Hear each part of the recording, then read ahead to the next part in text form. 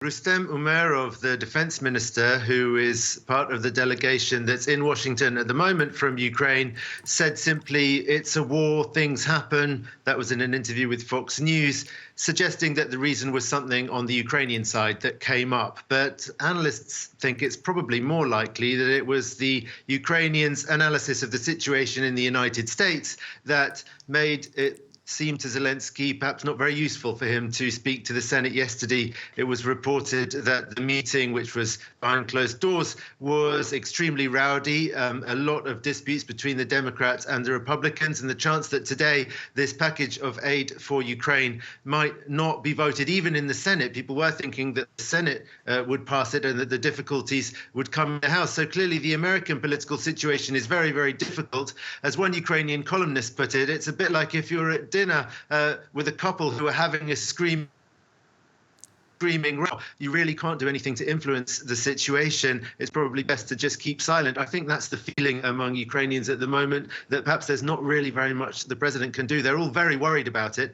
but they do also know that advocating for this aid to Ukraine are the president of the United States, Joe Biden, Antony Blinken, the Secretary of State, people very, very high up in America, and they're perhaps better placed actually to try to convince the rest of the American political class than another intervention from Volodymyr Zelensky, who can really only repeat the same arguments that people have heard again and again and again about why it's absolutely necessary for Ukraine to have this aid from the United States to avoid Russia essentially being rewarded for its unprovoked aggression, with all of the implications that that could have for the future of international security.